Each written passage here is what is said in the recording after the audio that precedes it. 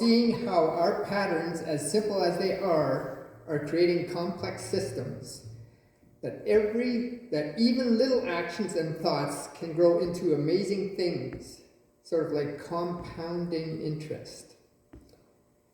This March, our theme is the flow of coming and going. In our fast-paced world filled with constant change and distractions, we invite you to explore how to maintain your inner focus through spiritual practices like meditation, silent reflection, and mindfulness.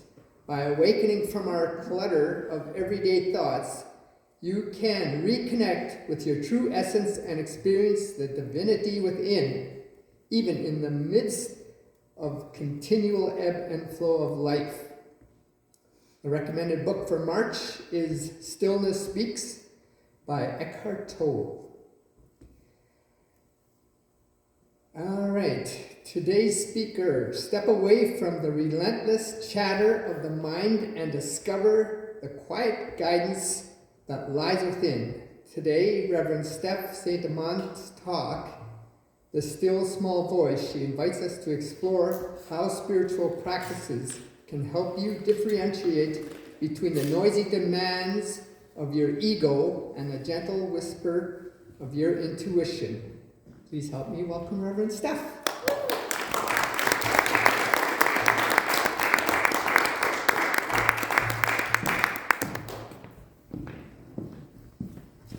Well, thanks so much for having me.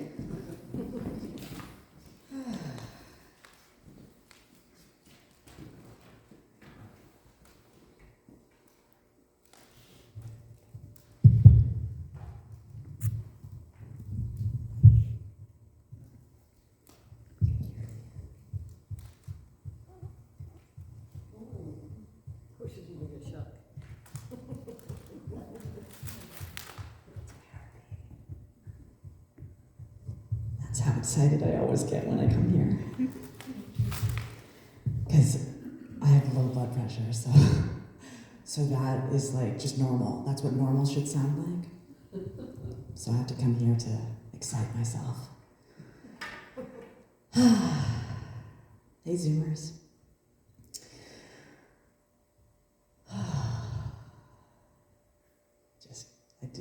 I love this part, right? This part. Okay, enough with the stillness, right? Get on with it, Steph. Let's have some clatter. You know, I'm actually co-authored a book with Michael Beckwith called Navigating the Clickety-Clack. And by co-authored, I mean that in the smallest way possible. We both have like 3 pages in this one book. But I'm allowed to say I co-authored a book with Michael Beckwith. So, and it's called Navigating the Clickety-Clack. I'm in volume 3. Okay, so today's centering thought is, how do we distinguish between the chatter, the chattering voice of our ego, and the true voice of our intuition? This is all backwards today. It's where it started, right? Yeah. So, Ralph Waldo Emerson said, in spiritual laws, virtue is the adherence in action to the nature of things, and the nature of things makes it prevalent. It consists in a perpetual substitution of being for seeming. And with sublime propriety, God is described as saying, I am. The lesson which these observations convey is be and not seem. Let us acquiesce. Let us take our bloated nothingness out of the path of the divine circuits. Let us unlearn our wisdom of the world. Let us lie low in the Lord's power and learn that truth alone makes rich and great. Truth alone makes rich and great. Elizabeth, I put my glasses in that front pocket there. Thank you so much. Thanks so much. Got a shock. Did you get a shock? What was my word? Ecstatic. Ecstatic, that was my word. Yeah. So how do I distinguish from that ego self? And I really base it down to what's natural. What is a natural feeling that the body would have? And it's been in every song so far. It was in Glenda's reading. Love. I like to sing affirmations. Does anyone else sing their affirmations? Right? Love is the answer and love is the prayer. Love is the answer and love is the prayer. So if love is the answer, then everything that doesn't look like love is simply the chattering voice of ego.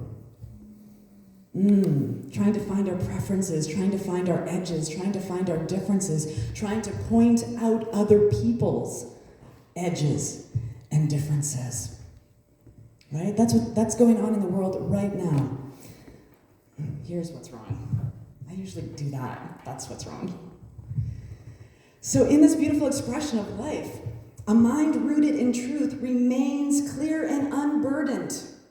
And so when we focus on love, when we focus on that powerful presence that our body instinctively seeks out and finds in one another, and if we believe we're missing it, we seek it out from the external. And when we seek it out from the external, we are listening to the voice that is the clatter. It is the clickety-clack, it is the chattering voice of our ego, because there is nothing outside of us that can fulfill anything we require inside of us. The power we have inside of us is infinite, source, and substance. And so as I explore this expression of chatter, I know I've described my brain as a monkey juggling hamsters on a unicycle. So every day is work. Every day is practicing that expression of quieting that voice. Making some monkey cookies and throwing them in the corner so that it can go play while I still myself and listen for the voice that is truth. Because if it is not love, it's probably something I need to be working on. So here are some things. Intuition, faith, and implementation. Intuition is the divine expressing itself through each of us. Our intuitive self. It's the flora in our guts, knowing exactly how to digest things. It's the same thing, that energy of our gut, that intuitive knower that just knows when we hear truth, because our body is a tuning fork for that energy. The vibration we are looking for, we have to be, not seen. So Ralph Waldo Emerson would never have said, fake it till you make it. Stew in it. Discover the gooiness of your own being and find out who you are. So learning who you are is listening to that place inside of you. Where is it in you? When you get an intuitive nudge, you can't tell me that no one in this room has ever felt intuition, right? Where do you feel it in your body? Gut. Yeah. Sometimes it pings in other places because it's probably trying to nudge us in that direction. But for the most part, there's a feeling, a sensation we have that we know that we know that we know that we know. Because our ears are tuned into truth, ready for it. Ready for truth. Ernest Holmes tells us that intuition is the voice of God in us, which includes the ability to perceive truth beyond reason and logic. He also emphasizes the importance of trusting our intuition to make decisions, to lead and guide and move and mold us. That's inside of us, all the wisdom we require to make it through this life alive is inside of us. It's encoded. There's a map already inside.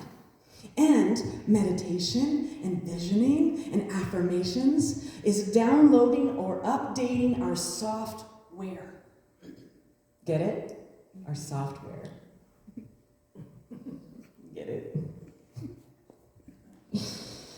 A mind rooted in truth remains clear and unburdened. So this map that's inside of us already, it was placed there before we were born, before we were conceived, before our 16th great-grandparents were conceived. The map of our divinity was already upon us.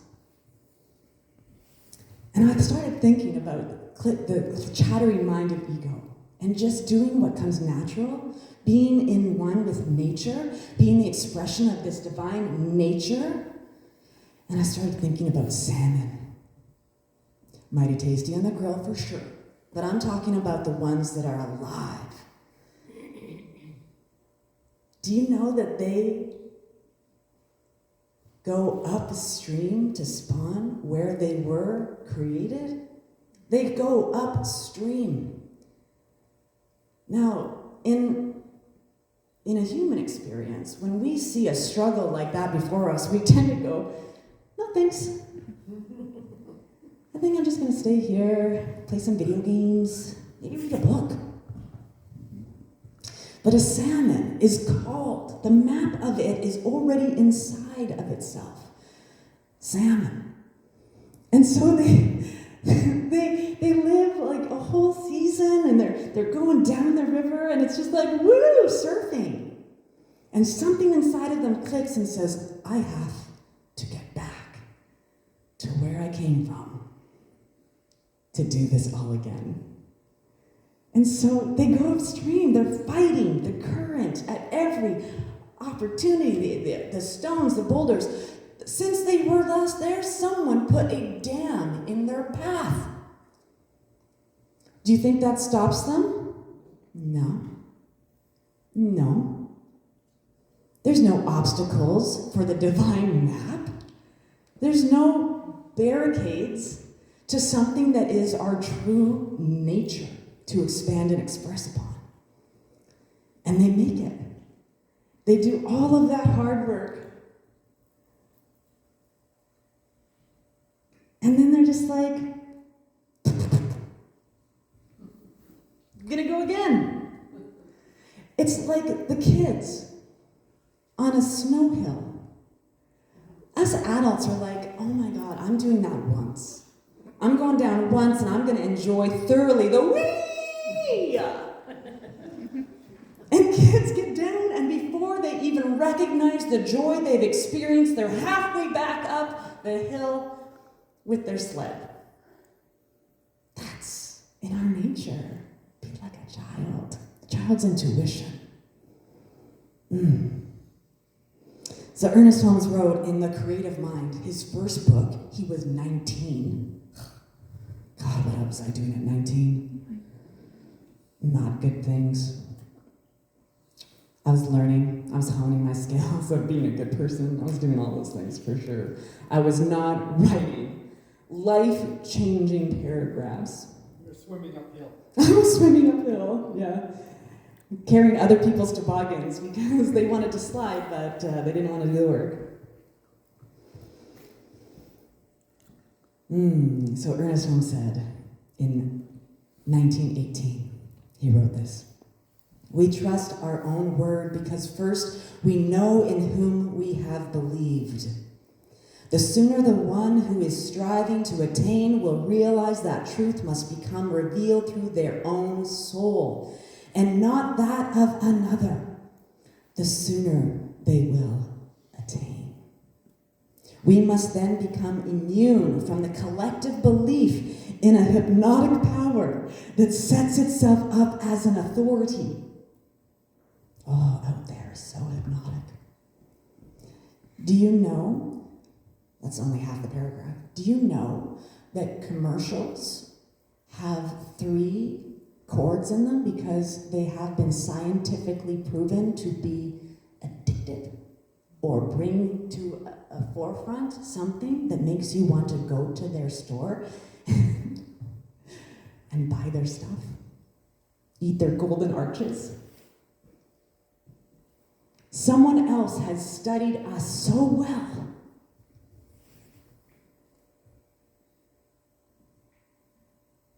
a whole marketing strategy has been placed upon it. But let us know ourselves so well to turn off the commercials, or at least mute them in our minds.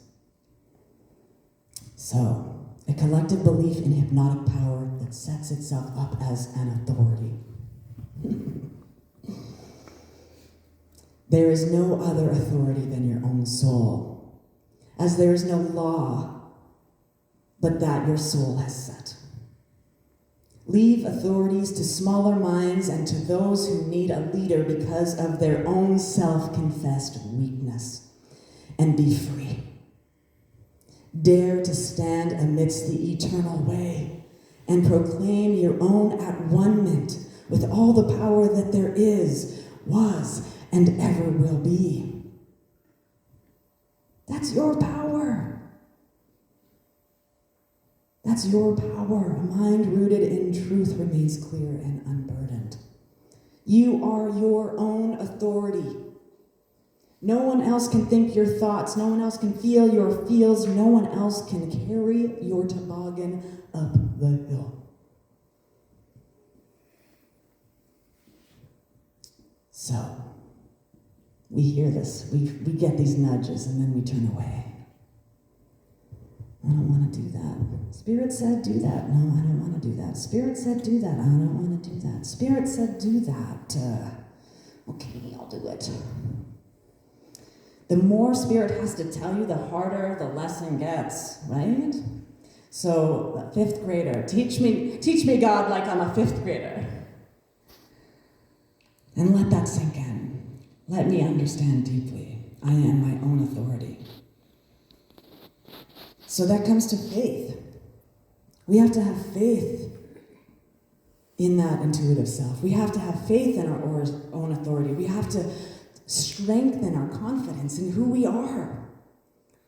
Build every time you get an intuitive nudge and it turns out to be great, celebrate that. You are giving yourself a cookie or a treat, mint, perhaps. When we celebrate those little wins, we are building our muscles. They are arm curls, they are squats. We are building our faith. And so Eckhart Tolle in The Stillness Speaks says, when you recognize that there is a voice in your head that pretends to be you and never stops speaking, you are coming out of the unconscious identification with the stream of thoughts. When you notice that voice, you realize that you are not the voice, the thinker, but the one who is aware of it. Freedom lies in knowing yourself as the unconscious behind the voice. Freedom lies in knowing yourself as the consciousness behind the voice. I know I've said in treatments or meditations that voice behind my voice, the mind behind my mind, the heartbeat behind my heartbeat, that is the beloved. And have you ever seen a shy little kid? A shy little kid curled up to mom's leg or dad's leg. And then something out there sparks their curiosity. And all of a sudden, they aren't shy at all. In fact, they're the life of the party. We just have to recognize that out there isn't as scary as we make it out in here. All of that stuff that's outside of us, It looks scary if you look at it from a place of fear. If you look at it from a place of love, there's nothing scary happening. If you look at it from a place of oneness, and every one of us has that intuitive expression within us, there's nothing to be afraid of. You can let go of your parent's leg. Because out there, when you dive into what scares you, you are going to find amazing things. You're going to find joy, community, loving presence. And faith is the mind that asks the question, is the mind that answers it. Faith is knowing that whatever I am supposed to be. Joe Goldsmith in The Altitude of Prayer. Altitude of Prayer. I am not going to sleep as a human being. I am resting in the divine consciousness of the truth I have embodied during these many years. I'm going to rest consciously aware of the Word of God alive and alert in me, whether asleep or awake. Like trusting that even your dreams, even while you're sleeping, your mind is your own authority. I mean, I know that's true for me. I had a nightmare last night, and I just sometimes do. I'm like this. Just last night, I'm going to share a learning from just last night. Actually, it was probably about 6 hours ago. I have dreams inside of dreams, and I'm afraid I can't wake up. And so I had this dream, and I knew it was a dream. And then I woke up, but I didn't wake up. I woke up in the dream. And then something always happens because I'm a superhero, and everybody else, I have to save everybody all of the time from everything. This is my subconscious mind. You are all now privy to. And so I was trying to, I was being held down, and I couldn't get up, I couldn't breathe. In my dream, I couldn't breathe. And I was, in my dream, this is a dream. I have the power within me to wake up. In my dream. Now that's years of practice. Lucid dreaming. It takes practice. And so then I'm like screaming and kicking in my dream to wake myself up. And then I wake up, calmly, taking a breath. Because it's all a dream.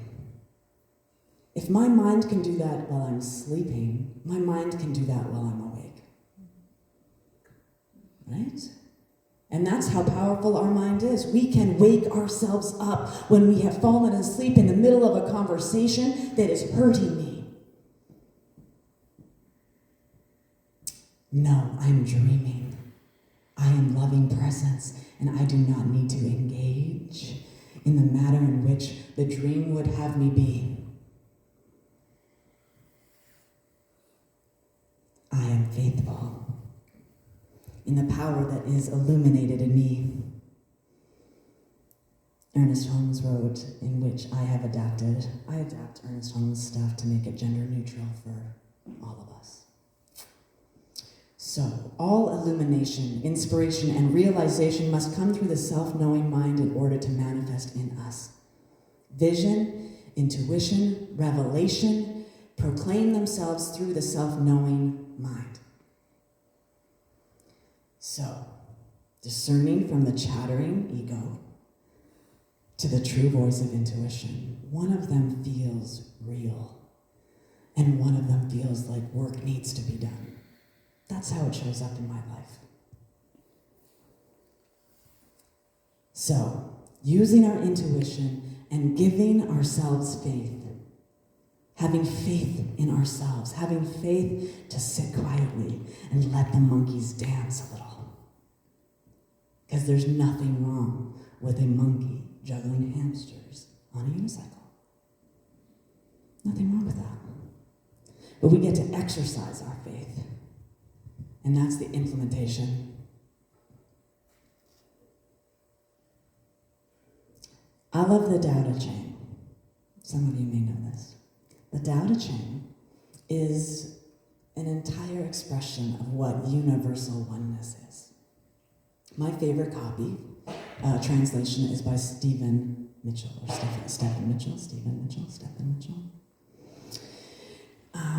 In chapter 3, it says this: express yourself completely, then keep quiet.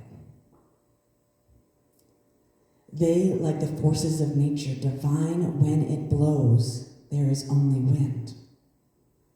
When it rains, there is only rain. When the clouds passed, the sun shines through. If you open yourself to the Tao, you are at one with the Tao, and you can embody it completely. If you open yourself to insight, you are at one with insight, and you can use it completely.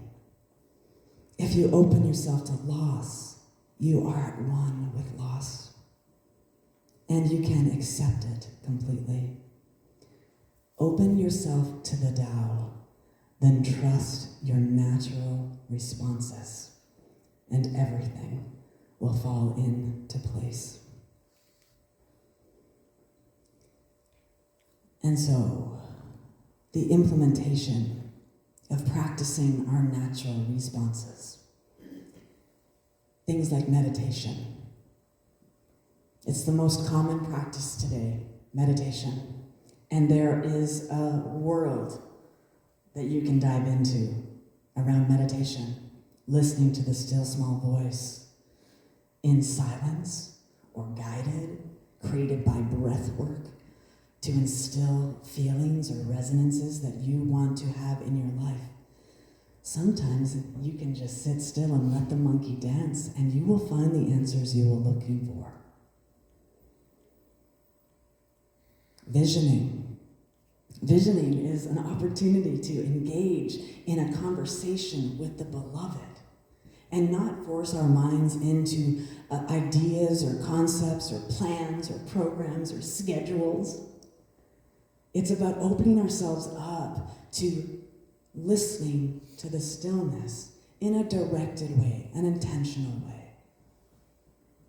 I loved going into an experience of meditation with I know nothing. Now what do I need to know? And it's amazing when you just go in and express yourself completely and then sit and be quiet. But my favorite thing is so much more than meditation or visioning. It's practicing the presence. It's consciously living your life. Every morsel of the day, as much as possible. And it takes practice. So we don't beat ourselves up if all I could be conscious for was the 7 minutes and 34 seconds today. That's amazing work you just did. I think about practicing the presence as this example. I have a lunchtime. I'm getting caught up. I have a lunchtime routine where I make a fruit bowl every single day of my life. And I love to be present for it. There is nothing greater to me than being present for the sensations, all of the senses. The first cracking open of a brand new ripe pomelo, and the spritz that happens of citrus, just illuminating the room with its smell, its aromatherapy.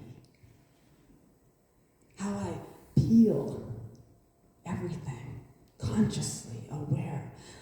It might have something to tell me. My banana might have something to say.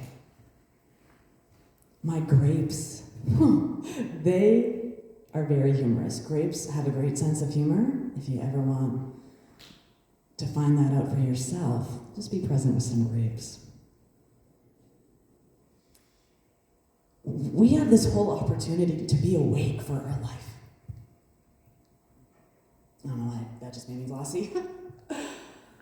We have the opportunity to be awake for our whole life.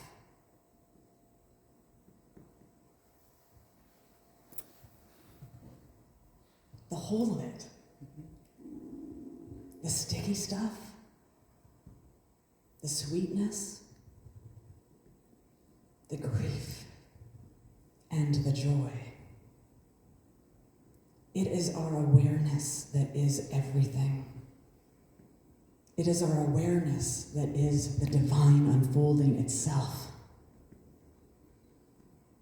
And when we tap into that awareness, we are practicing the presence throughout our whole day, being mindful, being our own divine authority, and listening deeply to that which is our senses,